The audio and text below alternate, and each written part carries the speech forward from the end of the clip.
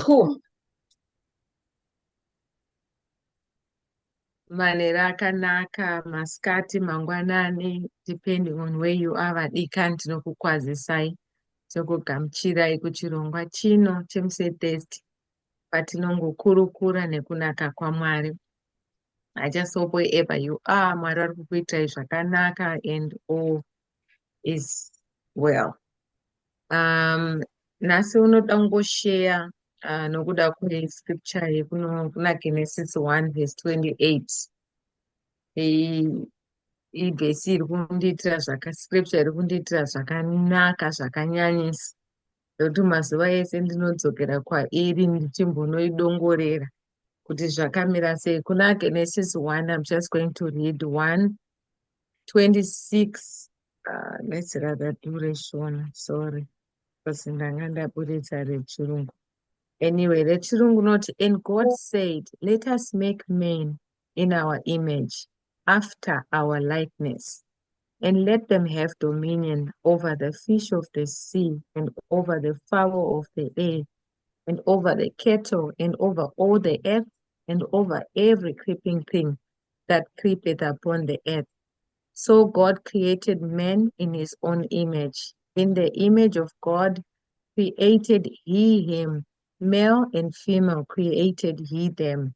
And God blessed them, and God said unto them, be fruitful and multiply, and replenish the earth, and subdue it, and have dominion over the fish of the sea, and over the fowl of the air, and over every living thing that moveth upon the earth.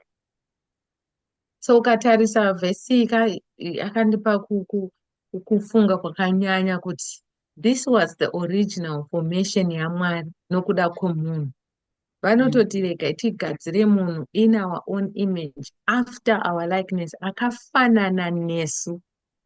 Vanobva vati hanzi, in his image created he him, male and female created he them. So ini ndichiona nekufunga kwangu nerevelation yangu yandakazvipa yandakagutsikana nayo pavanoti created he him apo, ndinoona kuti Mwari wakazvisika iye mumunhurume, wakazvisika iye mumunhukadzi, kureva kuti isusu tiri vaMwari. Pane panotaura rimwe shoko kuti hanzi tiri vaMwari, saka takaitwa vaMwari panzvimbo ino munyika ino. Saka iyi vhesi ukada kutarisa panoti after our likeness, after our likeness haisi ngori yepachimiro chete, but it means kuti in everything that we do, in who we are, tiri kufanana naMwari. Ndazoreva zvoti kana Mwari vachinzi he is all powerful vanokunda, zvoreva kuti nesu tiri vakunda. Kana zvichinzi Mwari hakuna chavasingagoni, zvoreva kuti nesu hakuna chatisingagoni. Unozoona sometimes vanhu vanoti uyoyo munhu uyo zvinhu zvake zvinongoendeka, anogona kuramba achingoti naJesu ndinosvetuka rusvingo, kana kuti naJesu ndakasvika pakati, achitaura zvinoshamisa, kana kuti even kuchikoro chaiko chaiko hazvishamise tichizoona vana vai vari very intelligent zvokuti zvinonzi imi uyo akanyanya ushu ato egiki, vanhu vakutomupa mazita kuti mwana akadai akadai, atori egenius. Hazvishamisike because zvinonzi God created us in his image, after his likeness. Muna Mwari mune ugenius, muna Mwari mune kugona, muna Mwari mune kukunda, muna Mwari mune zvose. So dai Mwari vangotibatsira tagona kuundestanda kuti the likeness is not just in features or maybe in the form yehumunhu yatinayo, but his likeness ine chekuita even nemararamiro atinoita. Kureva kuti ndikada kutsvaka Mwari, ndinoda Mwari semadiro aiita Jesu Mwari, nekuti matiri muna Mwari mune kuwirirana kunoita umwari huri mandiri naMwari vari kumusoro-soro, zvinobatirana, zvinopa zvinogumana ipapo. Saka tine umwari matiri, harisingori shoko chete rinongotaura kuti in after our likeness, but rinotori nezvarinora, rinotedzera kuti zvose zvakaitwa naMwari nesuwo we are able to do it. Kwada kuzotaura shoko raMwari rinotaura kuti hanzi life and death are in the power of the tongue. Zvoreva kuti God created the heavens and the earth handiti vaingotaura by the word of the mouth kuti let there be, let there be. Zvoreva kuti newo ukatanga kutaura nemuromo wako kuti let there be, unosika zvakare mauri mune creation power mumuromo wako, because we're created after the likeness of God. Saka hakuna zvaiitwa naMwari zvatinotadza kuita, nekuti Mwari vanozoti endai naizvozvo muchinoparidzira mashoko mavhangeri. Ukaona vadzidzisi vavo vanovaropa, vanovashongedzera voti chiendai munoshumira, munorapa vanorwara just like I used to do, munobudita madhimoni just like he used to do, munonosvinudza meso just like he used to do. Saka that is who we are vadikani. Tine umwari huri matiri, takafanana naJesu. Ndozvinotaura, not mukuzvikudza kuti wotofamba kutoti ndiri oga kaini uchifamba uchindiri oga. That's not what it is. Ende umwari huri mauri hunokubatsira zvakare to be humble. Nokuti ukada kuzotarisa Mwari vaisingafambe vachionererwa like kwatasa Jesu upenyu hwavo, vasingafambe vachiti haini ndinosvinudza mapofu kaini, haini ndakatopenga ndakadai ndakadai, but there was some meekness that was in him. So that is also in us, because we are created after his likeness. Zvoreva kuti we are meek, zvoreva kuti we are humble, zvoreva kuti we love, zvoreva kuti tinoshuwirawo kuti mumwe munhu aitirwe zvakanaka, not just for yourself, but kuti uone humanity ichingorarama mukutya Mwari, mukunaka, mukugona, just like madiro aita Mwari kuti tirarame mukutya Mwari, in communion with the Lord, in a relationship with God. Saka dai Mwari vakangotibatsira, just to have an understanding of the original form, chishuwo chaMwari pakutanga, what was it? Tenge tisingafanirwe kurarama tiri pasi pemweya yetsvina, tiri pasi pezvirwere, tiri pasi pekushayiwa, tiri pasi kweurombo, but kupfuma zvese kukunda, utano, kurapa, kunonzi kuita sei, zvese zvaiitwa naMwari, Mwari vakazviisa matiri, because he created us after his own likeness. So ndozvanada kungoshiya nemi vadikani kuti hatisiri vanhu vadiki, tiri zvisikwa zvikuru zvakadiwa naMwari, to an extent kuti he wanted to create us after his own likeness. Saka that there is just a powerful statement on its own. Saka whether uri kuenda kuchikoro, whether uri kubasa, kana uri kuchikoro unokunda, unopasa, unoexcella, because you were created after the likeness of God and Mwari akavakundikana. Kungave kubasa here, do you want promotion? You can even excel uri kubasa ikoko, you can be promoted uri kubasa ikoko, not kuti isisiwo zviriso haana puna kana kuti hanane hakuna kwatinombosvika. That was not the original intention yaMwari inoda kweupenyu hwedu. His intention was that we live in victory, we live in his likeness like him, tichikunda, whether taomerwa, toziva kuti Mwari wedu unotipa, tine kutenda kwekuti we have provision in the Lord. Provision iyo toiona, totaura nemuromo wedu uyu, I can do all things through Christ Jesus who strengthens me. I'm not poor, I am rich. I am not sick, I am healed. I am not I'm not weak, I am strong. Saka miromo yedu iyi inotaura upenyu, inoumba. Saka paya titi simba reupenyu nerufu riri parurimi. Saka dai Mwari vakatibatsira, tagona kunzwisisa kuti tiri anani muumambo hwaMwari. Who are we? Mwari vangotigonesa tigare panzvimbo yedu ende tidzokere back to that original form. Vanhu vati vanotipa simba, hanzi were given power and dominion, not let them have dominion over the fish of the sea, over the fowl of the air, over the cattle, and over all the earth.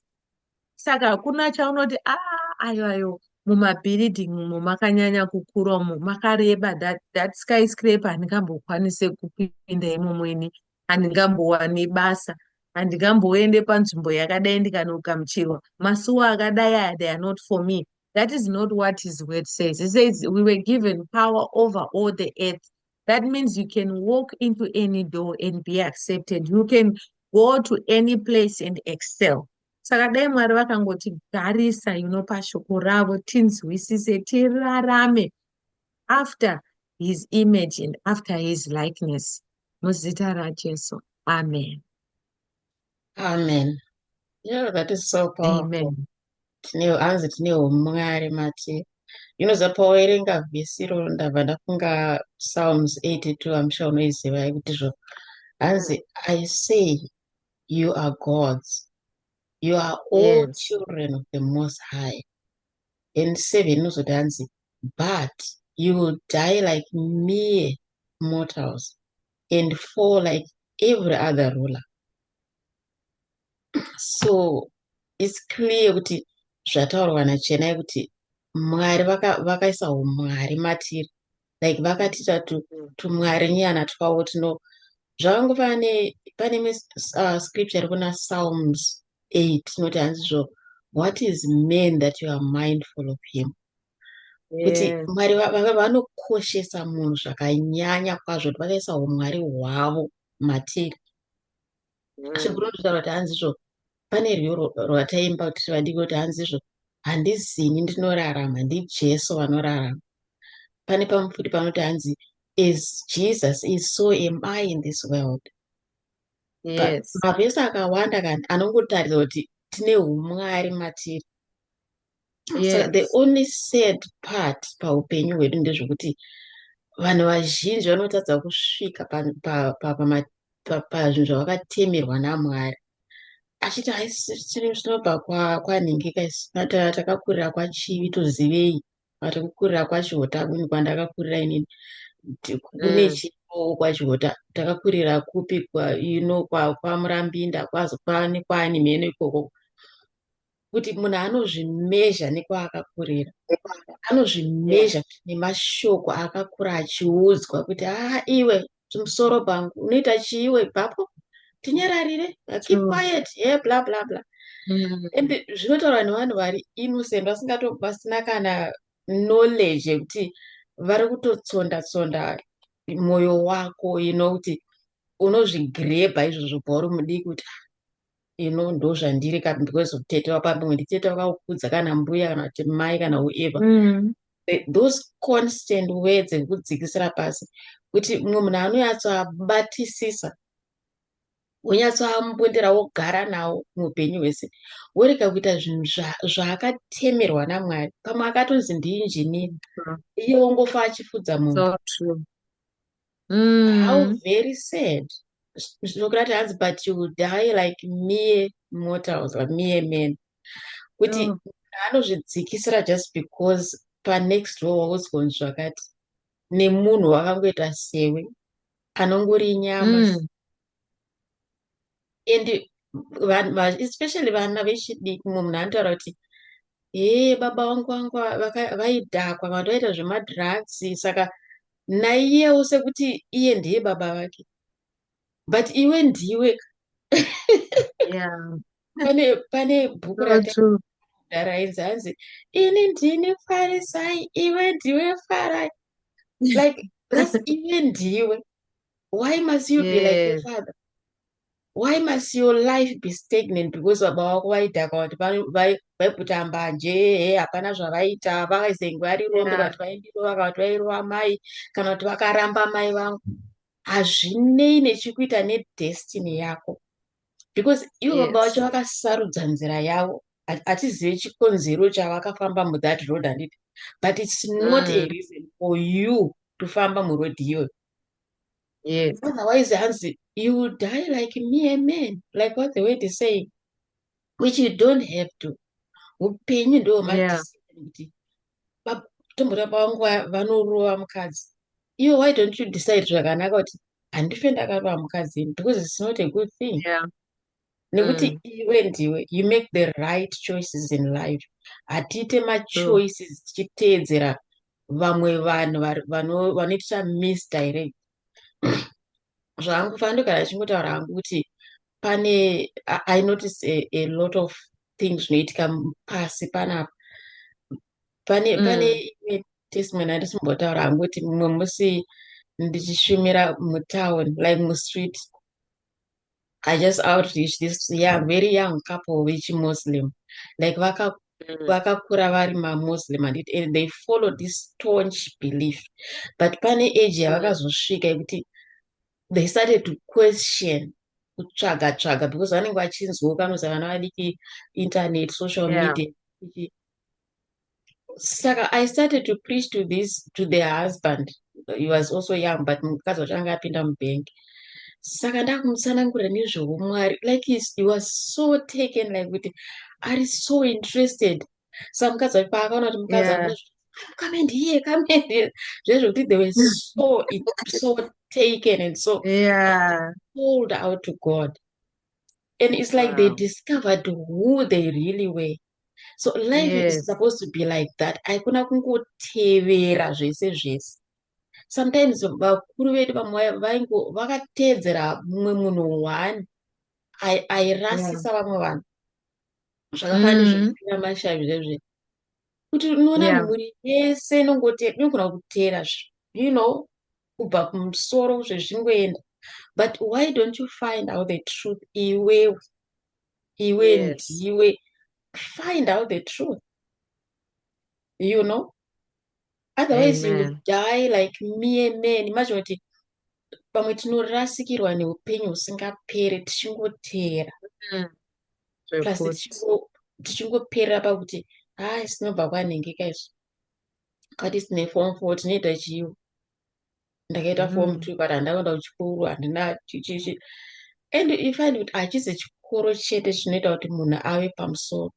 Mwari vanoropafadza mune basa remaoko chaivo, Yes. anoita zvimwe zvikuru kuru nebasa remaoko, Report. but munhu anongozvigarira achizvitsimbirira iye achizviuraya ega just because handine form 2 chete. So what must I do? Ndine form 2 ndine grade 7. Wamboedza here zvimaoko acho ukazviona kuti hapana kwazviri So kuenda. far.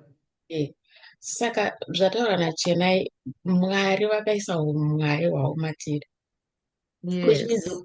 kwaunonzwa kuda kusvika iwewe, do you know kuti Mwari vakawaya munhu wese mukati make kuzvinhu Mm. zvavanoziva kuti ndizvo zvaanofanira kunge achiita. Saka zvaunonzwa Mm. kuti unokwanisa kuita paunosvika, ndo paunosvika ipapo. Yes. Zvataurwa zvemaskyscraper zvezve, you can Mm. reach anywhere you want. Yes. Paunonzwa desire yako ichikudhonzera, ndo Mwari zvavakaisa mauri izvozvozvo. Mm. Zoti Mm. what I like about God is Mwari ndimwari womunhu wese. Mwari vakaisa umwari Yes. hwavo mumunhu wese, because I always think of vanhu vakadiscover zvinhu zvakaita semagetsi, zvananjanji, izvo nezvozvo havazi vese vaitenda Mwari, but Mwari vakaisa unyanzvi hwavo mavari, umwari hunozongodiwa hwakangokoshera munhu kuti uzoita eternal life, uzonosangana nawo Mwari, but Yes. haufaniri kulimita upenyu hwako uri pano panyika uchiti baba vangu vaipucha manje, baba vangu vanzi vaidiko, hapana zvavakandibatsira nazvo, dai ndiri kune imwe nzvimbo. Koiwo waiteiwo towards that? Yourself. Unoda Yeah. kupanya zvidhina chaizvo. Anything, you can do anything. Mwari vakatisika kuti we can do anything. Zvataura naChenai, vakaisa umwari matiri hunotyisa, kuti especially kana wazovatsvaga manje, zvaita sekuwaisa Mm. krimi pamusoro pekeke, krimi Mm. yaenderana nekeke racho, manakira nezinge yakuita. Saka ukazoziva Mwari, apa vaisa uchenjeri hwavo hwagara hutorimo kare. It's like Yes. it's much easier to be directed by God kana uri mavari, Mm. saka tine umwari matiri, hama dzangu. So that was a very powerful word rataurwa naChenai reumwari, kuti tine umwari. And even Psalms 82 yataura kuti you are gods. Yes. Ndambonzwa vanhu vazhinji vachitaura especially painternet kuti vesiro raisarehwa isusu chichichi, vanhu vada kungoita kuda kungozvininipisa zvemahara, but shoko zvarinotaura ndozvarinotaura. It's true, Yes, ndozvotaura mushow. And Jesu unozwa pane imwe vhesi so ndakangana wangu achitotaura nemapharisees nemasadducees vachiti hanzi it is written that you are gods blah blah blah blah. yes. But vanhu vanozviramba, I don't know why, kuti ihumbleness yerudzi iyoyo. Mwari vakasika neimage yavo nelikeness zvaverengwa nachenai, full stop. Mm. That is so true. Ndandotofunga hangu like pamamusaro kuti hanzi especially ukazovatsvaga zvova zvaita kunge keke radekoratwa nice nice with a cherry on top. Mm. Pane script yandita zvakanaka nhasi iri kuna Hebrews. It was Hebrews 11, I think. Um, it was Hebrews 11 verse 6. Can I I just want to see if I can just read that. Hebrews 11 verse 6. Not, but without faith it is impossible to please him. For he that comes to God must believe that he is, and Mm. that he is a rewarder of them that diligently seek him. So I just got to realize kuti Mwari anonzi is the rewarder of those that diligently seek him, right? It's also our original form inotiti ukazoendera pamberi kuna Genesis inotaura kuti hanzi um, endai munoshumira evhangeri handiti, and then ukaenda kuna Matthew 6 inobva yataura kuti seek ye first the kingdom of God and his righteousness, and everything else that we need will be added unto you. So ukazovatsvaga manje apa vanonzi he is the rewarder of those that diligently seek him. Ndati Mm. Mwari vakatipa kuti we were created panyika ino to worship Mwari handiti. Saka iwewe when you are very diligent, or when you are faithful enough to seek the Lord, when you're faithful enough to do the works of the kingdom, when you're faithful enough to want and yearn for God muupenyu hwako, Mwari Mm. vanobva vaona kuti this person is doing the exact reason why I even created them in the first place, which is to worship. Saka there is no there is nothing else that I can do but to reward this person because arikuita exactly chandakamusikira chandakamuitira munzira panyika ino. Then zvinobva zvatipa kuti vaya vanofunga kuti hanzi munhu anoti mumwe anogona kurwara kana kuti anogona kubatwa nezvipusha kana kuti anogona kuti especially vakuru vedu vakatitangira vana sekuru vangu like I know sekuru vangu inini anga ari munhu aida mwari zvisingaite, he lived to be more than 100 years, but vaisingaende kuchipatara vachiti nekuti mwari ndo vari kuita kuti ndisafe, I'm suffering for the Lord. Handi mukuona, saka unoona kuti pazvinonzi he is the reward of those that diligently seek him, unotoda futi kuti even tive neutano hwakanaka, unototiropafadza even nemari neupfumi chaiwo chaiwo hunobatika, kwete hwekungoti hanzi tichazonopfuma taakudenga. He is the rewarder panyika pano as well as in heaven for those who diligently seek him.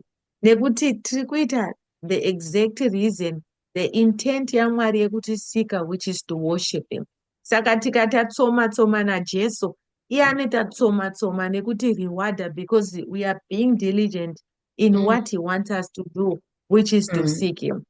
Mm. Saka ukazenge wakumutsvaka nemwoyo wako uchida Mwari so Mm. zvinobva zvaita kunge keke rinonaka rataona stori. Mm. Saka dai Mwari vakangotibatsira mukunge kuti tivade, Mm. tizive who we are, uye tivade tivatsvake, Mm. Mwari vachingotiitira zvakanaka. Mm. Sidhori Mm. munogona kupedzisa henyu. If you still have anything else to say, movha masongovhara. Ndakangopesa hangu neapa pane zvotaura nachenai pakati zvo pakashara zvokuti if you seek him. Pane vhesi yakati zvoti um, Jeremiah 29 verse 12 hanzi inongokodhi zvotaura nachenai kuti I will be found by you says the Lord, and I'll bring you back from your captivity. Mm. I will gather you from all the nations and all. Yeah. So iri kungotaura zvekutizvo vanomutsvaka vanomuwana uye vanowana zvokuwana Yes. chena kuti he straightens your life, he blesses you, he opens masuo, zvese zvakanaka Yes. vanotoda kuti uve nazvo semwana wavo because Mm. ndibaba vedu.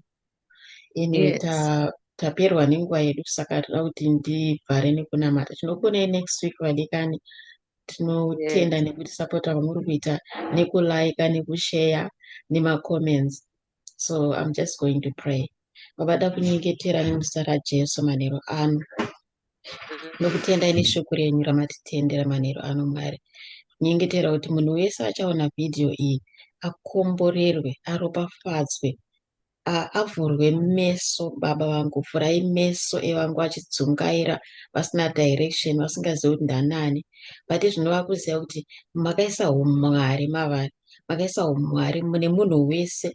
Saka munhu wese achaona vhidhiyo iyi ngaazive kuti umwari hwenyu huri maari.